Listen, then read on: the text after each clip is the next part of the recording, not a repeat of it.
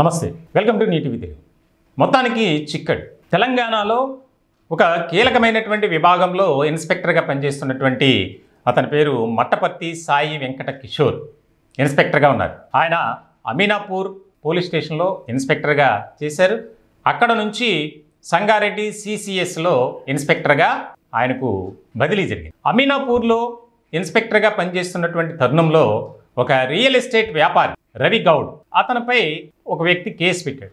దానికి సంబంధించి కేసు నమోదు చేశారు. వాస్తవానికి రవి గౌడ్ అనే వ్యక్తికి ఎలాంటి సంబంధం లేకపోయినప్పటికీ కావాలని కేసులో ఇరికించారు అనేది కూడా అప్పట్లో బాగా ఒక విమర్శ అనేది బాగా వినిపించింది. ఇటువంటి తరుణంలో ఆ కేసు నుంచి రవి గౌడ్కు ఉపశమనం కలగాలి. ఎందుకంటే ఒక కేసు నమోదైతే రేపొద్దున అతనికి అన్ని విధాలుగా ఇబ్బంది ఎవరికైనా సరే. అందులోనూ రియల్ ఎస్టేట్ వ్యాపారిగా ఉన్నాడు. అందులోనూ ఒక్కసారిగా ఆంధ్రప్రదేశ్లోనూ తెలంగాణలోనూ రియల్ భూమ్ అనేది బాగా పెరిగినటువంటి తరుణంలో అతను ఆ కేసు నుంచి బయటపడాలి అనే ఆలోచనలో ఉన్నాడు. దీనికి సంబంధించి అతన్ని మళ్ళీ సిఐని అప్రోచ్ అవ్వటం, ఆ కేసు నుంచి నువ్వు బయటపడాలంటే 1.5 కోటి లంచం లేదా అమీనాపూర్ పరిధిలో ఆయన చెప్పినటువంటి ప్రాంతంలో 2 ఫ్లాట్లు ఇవ్వాలి. చూడండి, ఒక అధికారిగా 1.5 కోటి లంచం ఎంత దారుణమైనటువంటి పరిస్థితి చూడండి.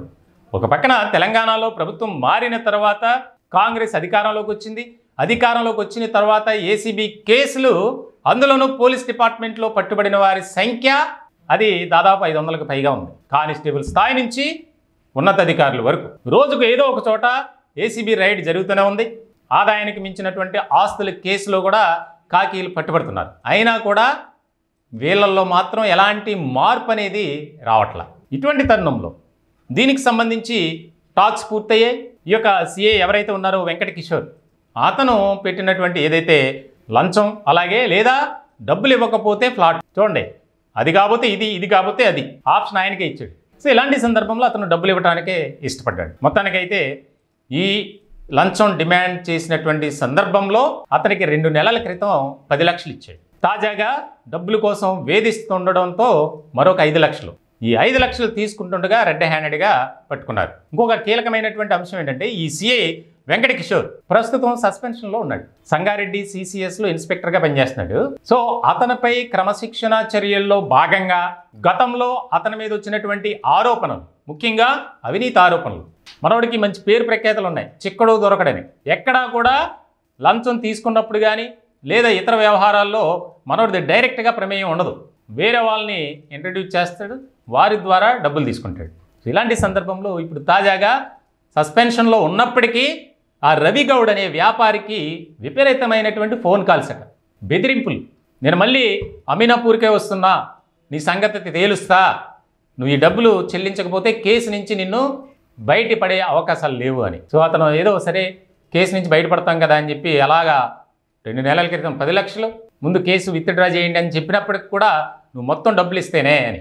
అతను కొద్దిగా పేరు గాంచినటువంటి రియల్ ఎస్టేట్ వ్యాపారి తెలంగాణ సంగారెడ్డి మీద ఆ ఏరియాలో.